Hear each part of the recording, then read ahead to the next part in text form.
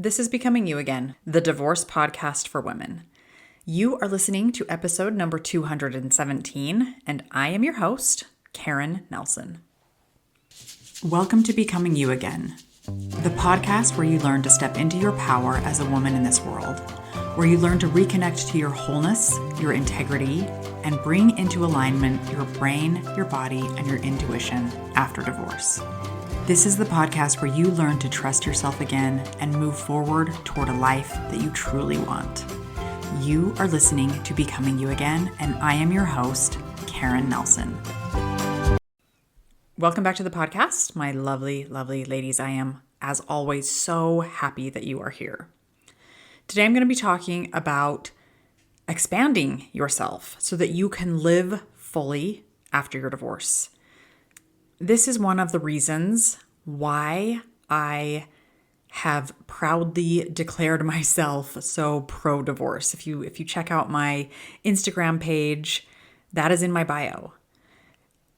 It's not to say that I think that everyone should be divorced if they're married. I think that there are people who work very well in marriages and in relationships.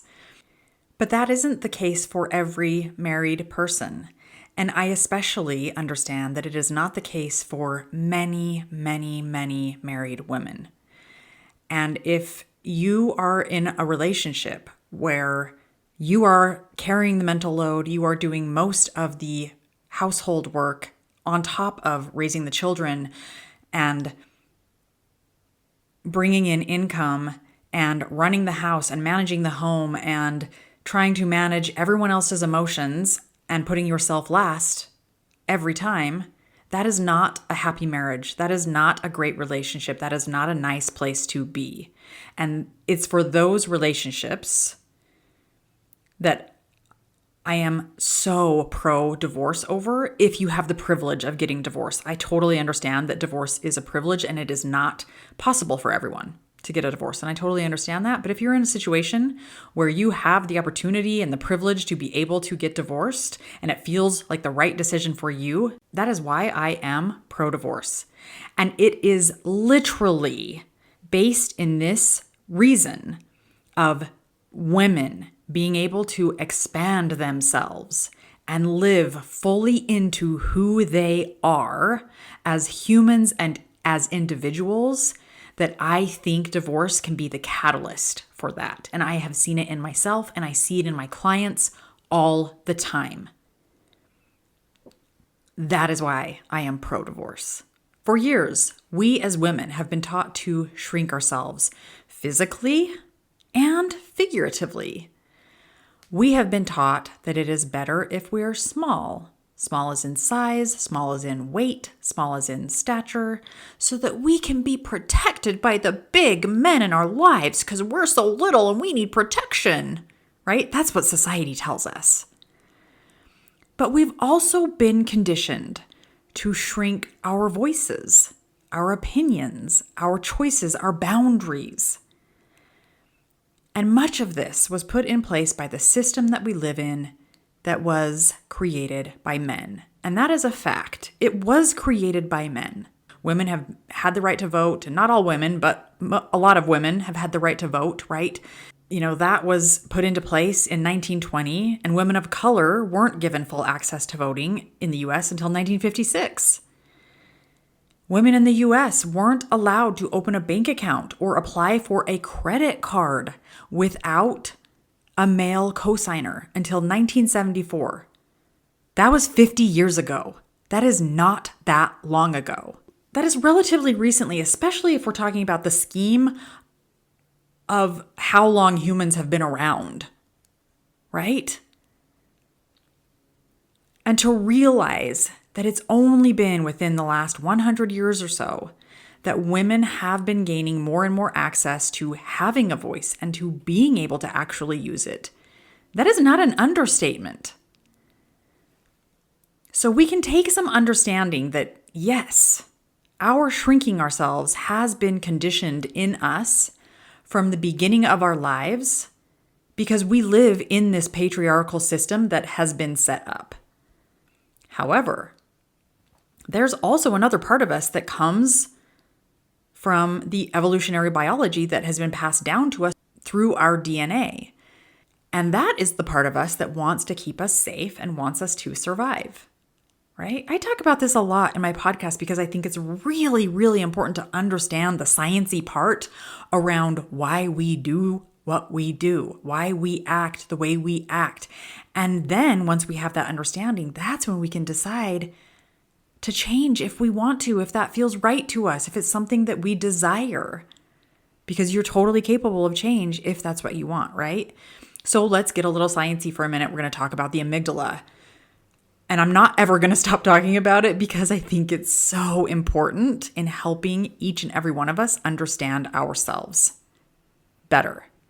So the amygdala, it is the part of our brain that kicks in when we feel threatened. It's the fight, flight, freeze, nervous system response. It's the part of our brain that's always scanning kind of in the background. It's like if you did like on your computer, if you just did like a virus scan or something, and you can still work on your computer. You can still type documents and get on the internet and do all the things that you need to do to run your computer.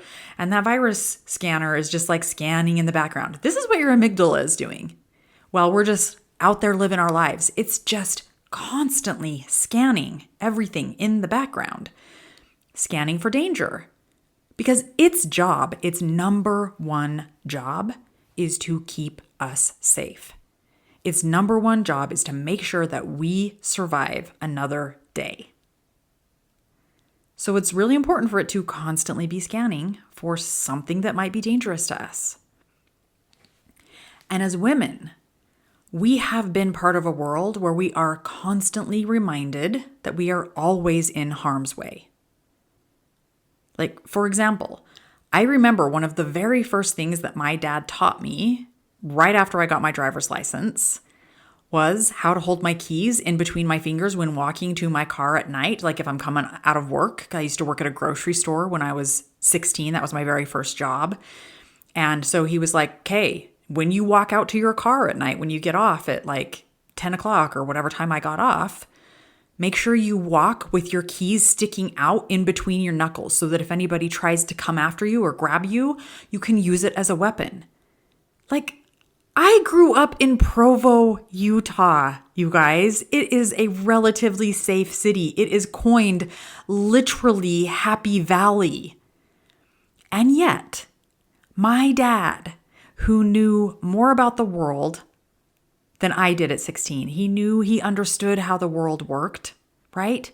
He guided me to be on the lookout for harm. He understood that the world is not always a safe place for women. And from that moment on, my amygdala, in that way, in that sense, was on alert. Now, it was probably already scanning without my knowledge in other things, in other ways. But from then on, I had a better understanding of, okay, now that I'm 16, I'm out and about, I'm living more of my life, more independently, more away from my parents. These are things I need to start watching out for. And my amygdala was right on board with that, right? My amygdala was always on alert, and yours is too. And this protection from harm, for women especially, it shows up in a lot of other different ways, right? We don't want to dress too provocatively. Like, this is what we're told in society. We don't want to dress too provocatively. We don't want to walk alone at night. We don't want to wear too much makeup or be too loud with our lipstick or too bright with our colors because that might attract attention and that might put us in harm's way. So we've been taught these things, and our amygdala has picked up on these teachings that if I did any of these things, dressed too provocatively, walked alone at night by myself, wore too loud of lipstick or whatever, right? If I did these things and then I was harassed or then I was assaulted or I was followed or I was yelled at or I was attacked, then that was my fault. That's what society tells women, right? It's your fault. We victim blame the hell out of women for all kinds of things. And so we learn. Our amygdala teaches us, we learn, and we stay small. And we shrink ourselves.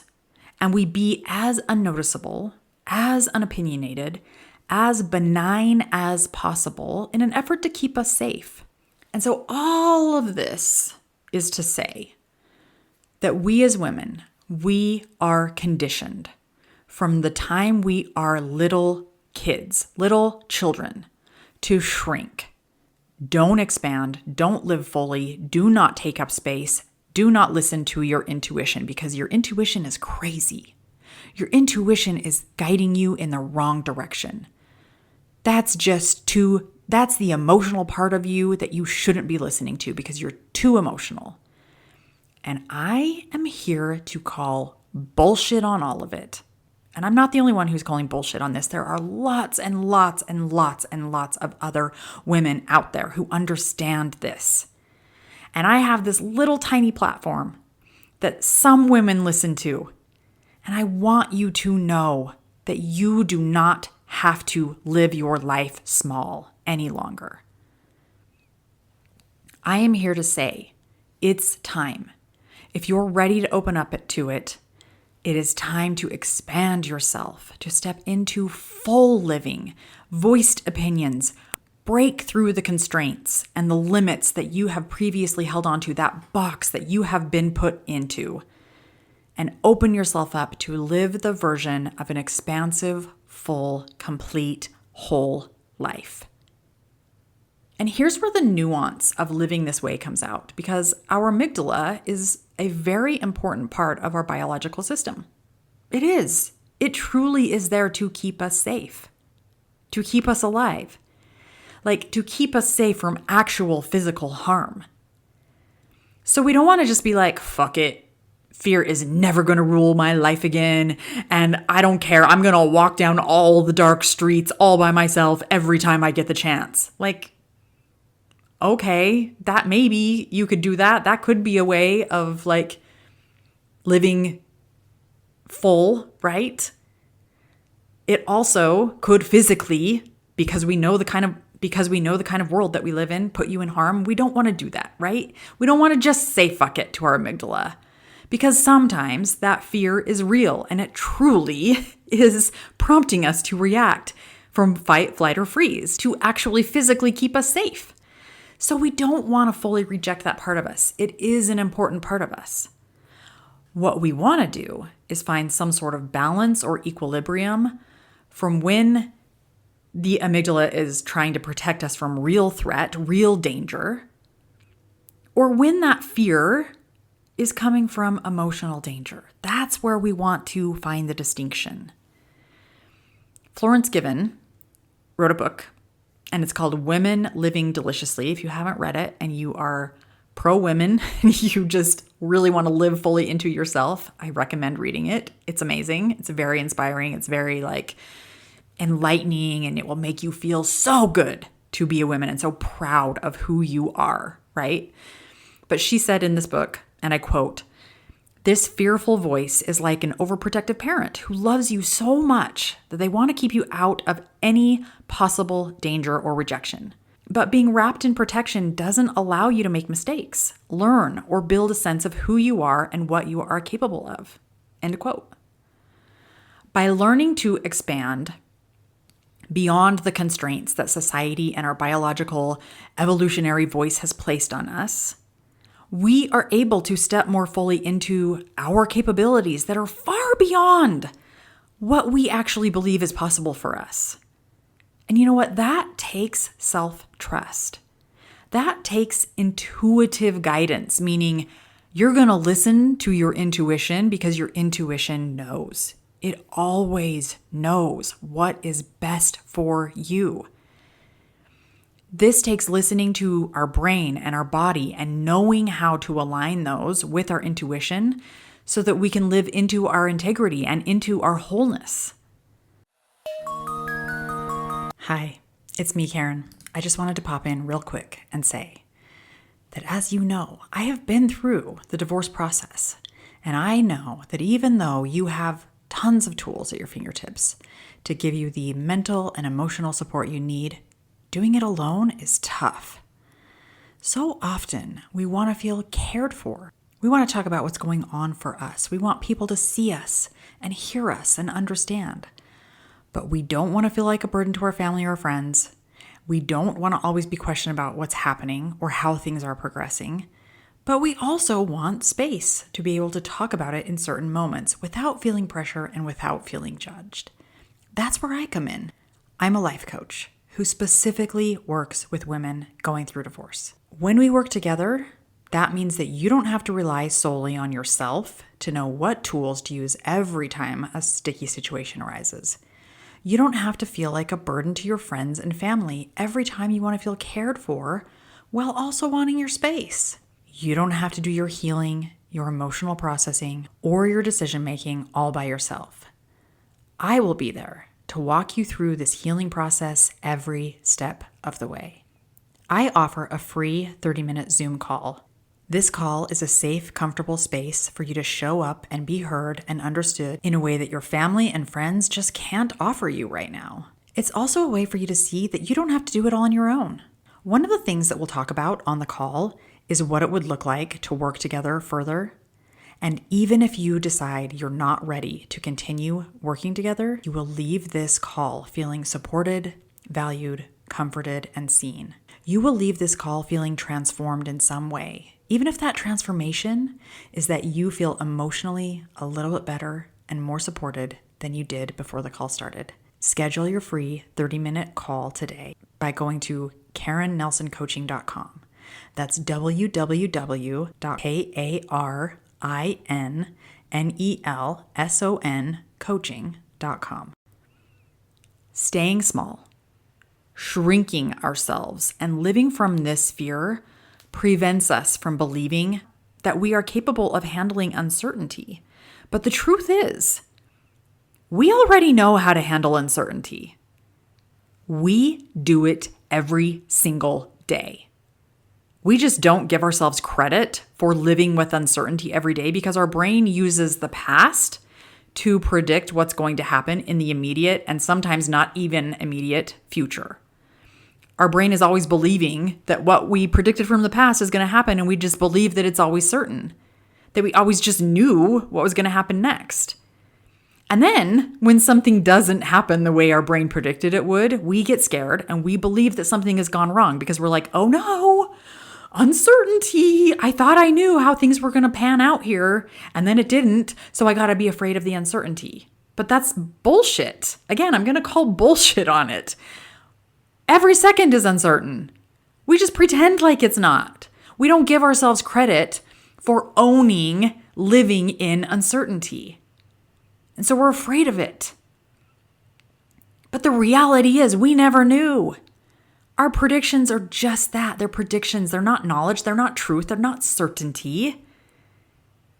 So when we can accept that we are actually really, really good at living with and handling uncertainty, we can begin to trust ourselves on a much deeper level. We can trust that we can handle the shit that comes our way. We can believe that we are capable of doing the stuff that seems hard and seems scary and seems impossible. We're doing it every single day.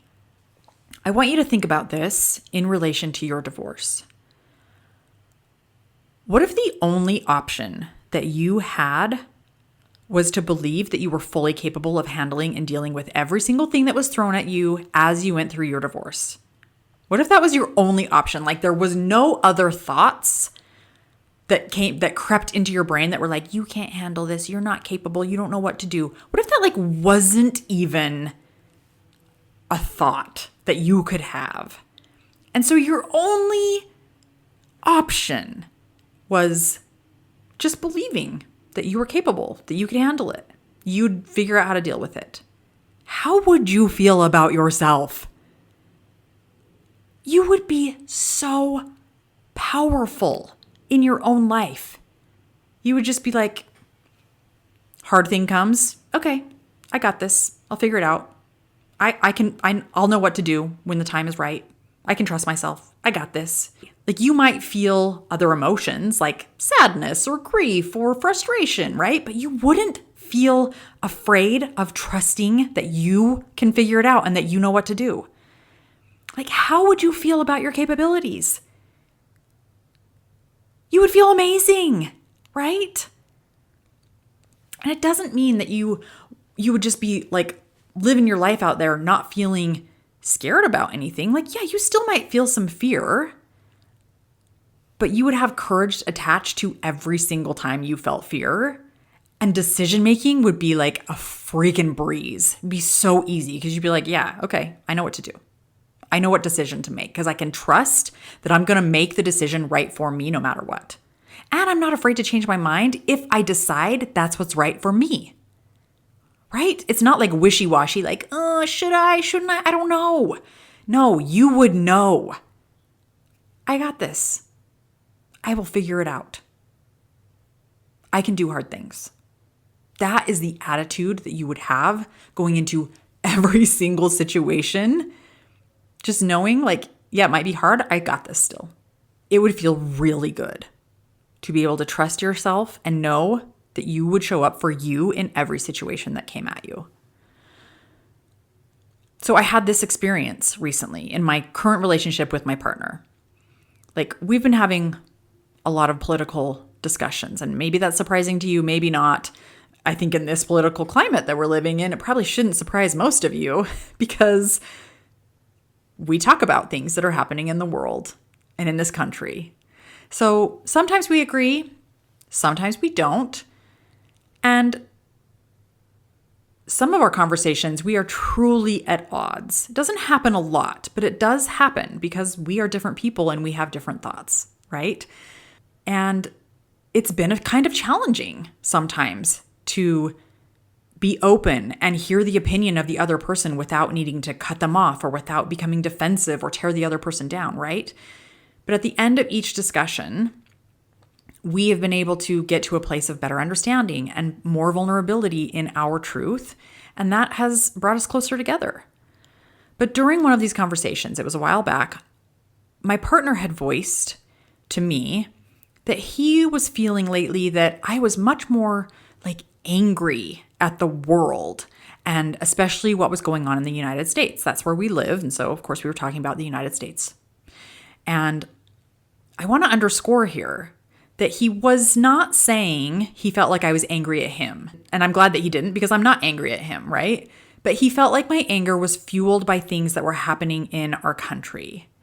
And his opinion at that time was he felt like I was more angry, and because of that, I was showing up differently in our relationship, in my life, in the home life, like whatever he was thinking, he felt like I was showing up differently, right?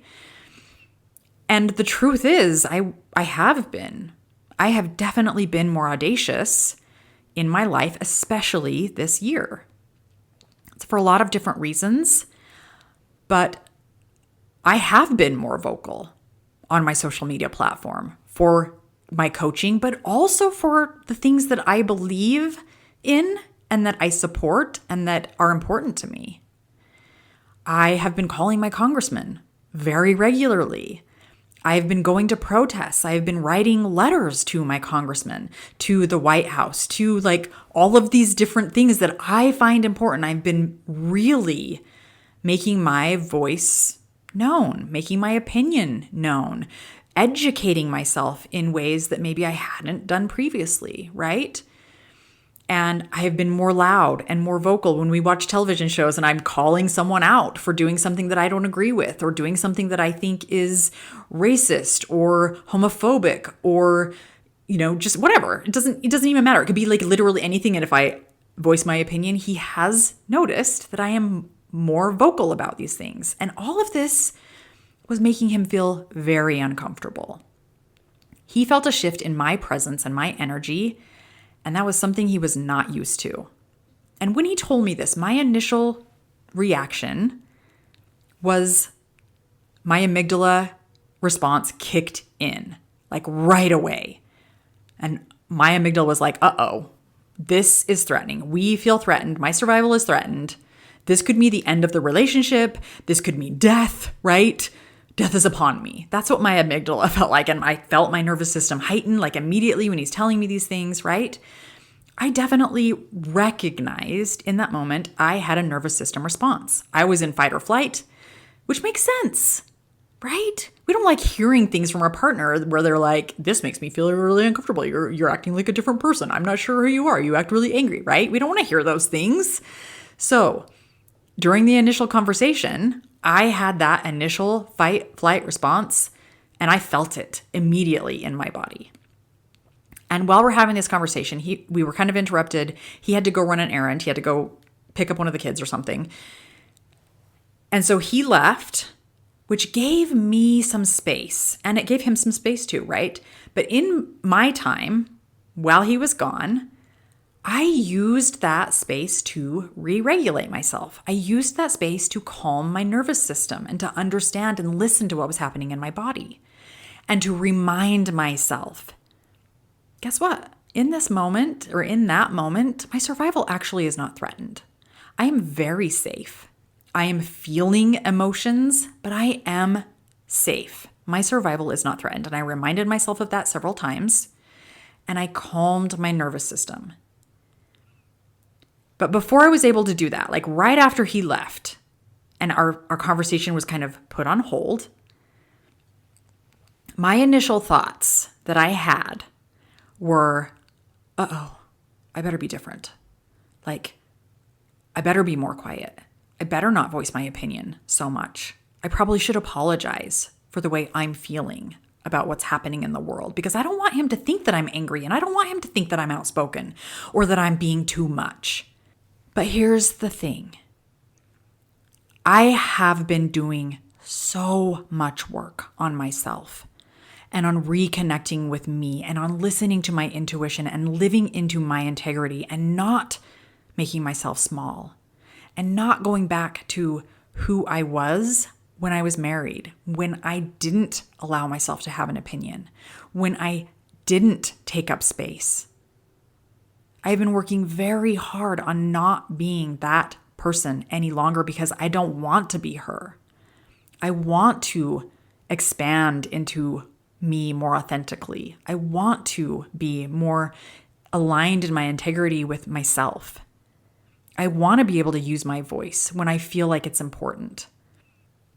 And because I am in that place of self-connection and self-love and self-trust, almost immediately, like those thoughts came in, and literally almost immediately, I reminded my brain, I talked back to my brain. I teach my clients this all the time. Talk back to your brain.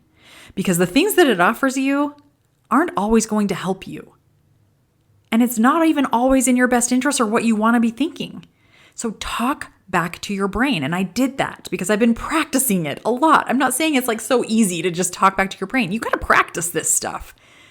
I got divorced like 8 years ago. I have been doing this work for a long time, and I am not perfect at it.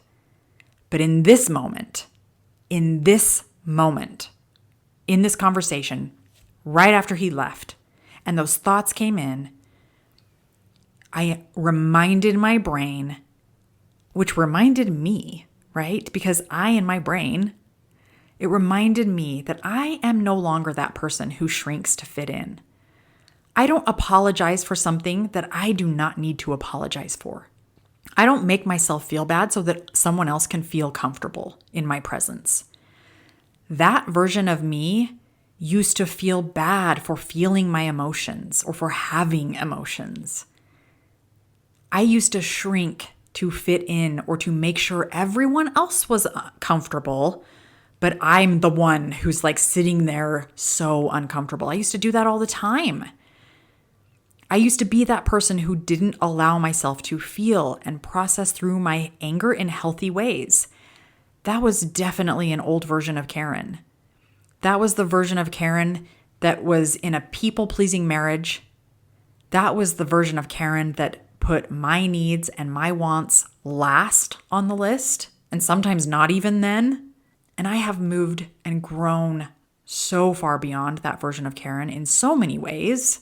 I've still got more growth to go, but in so many ways, she's so far in the past.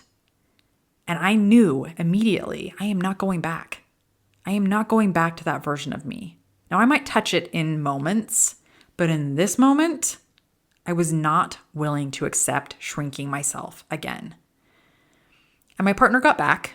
It was about 20, 25 minutes probably. And during that time, I had definitely had the space that I needed to reconnect with me, to realign my nervous system, and to recognize I am not threatened in this moment. But you know what? I really have to give my partner credit. He also took that space and that time to realign himself in the ways that he knows how to do that and support himself. And so we came back together to finish our conversation because we never want to leave it, right? That just turns into festering and resentment, and it's never good. But we do want to take space to realign ourselves. And so I voiced my opinion and I reminded him, listen, my anger that I'm feeling, sometimes my powerlessness, it's coming out in these ways where I feel like I might actually be able to make a difference in some way.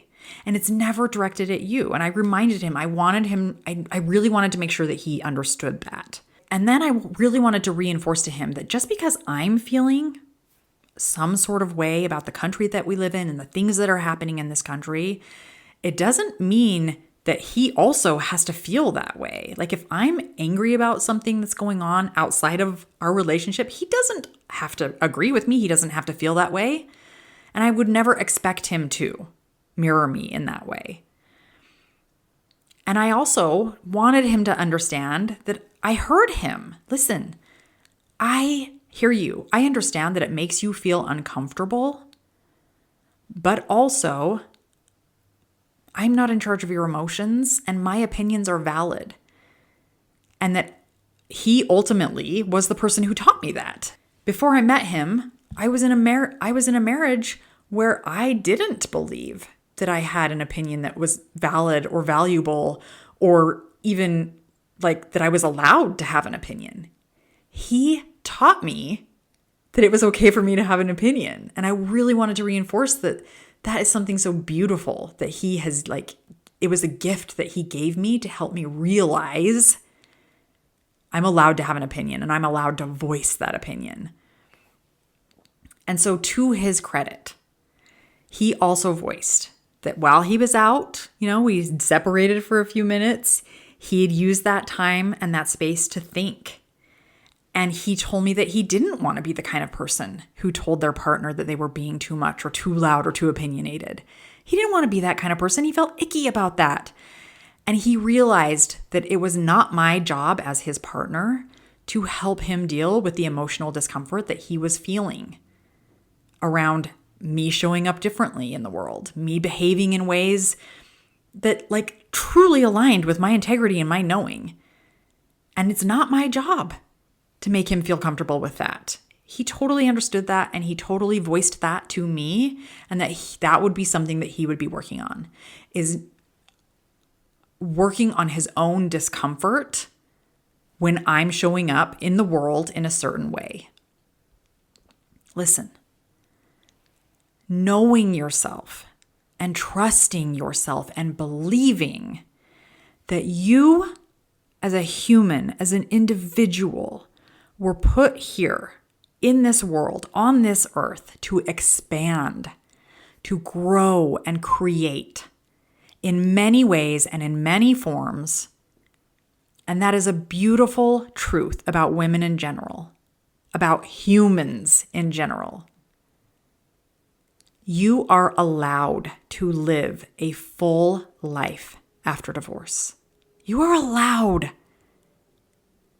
You are allowed to bloom and grow continually.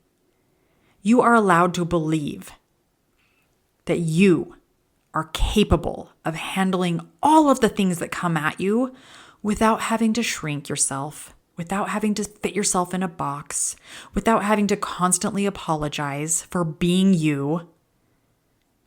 Believe in your capabilities. Trust yourself more. Step outside of this small box that society has put you in and step out of it and expand yourself in ways that feel true and right for you. I love you. You are incredible. And you deserve to live a fully expanded, blooming, beautiful life. That is what I have for you today. I will be back next week. Hi friend, I'm so glad you're here and thanks for listening. I wanted to let you know that if you're wanting more, a way to make deeper, more lasting change, then working one-on-one with me as your coach may be exactly what you need. Together, we'll take everything you're learning in the podcast and implement it in your life with weekly coaching, real-life practice, and practical guidance. To learn more about how to work with me one-on-one, go to KarenNelsonCoaching.com. That's www.KarenNelsonCoaching.com. Thanks for listening. If this podcast agreed with you in any way, please take a minute to follow and give me a rating wherever you listen to podcasts. And for more details about how I can help you live an even better life than when you were married, make sure and check out the full show notes by clicking the link in the description.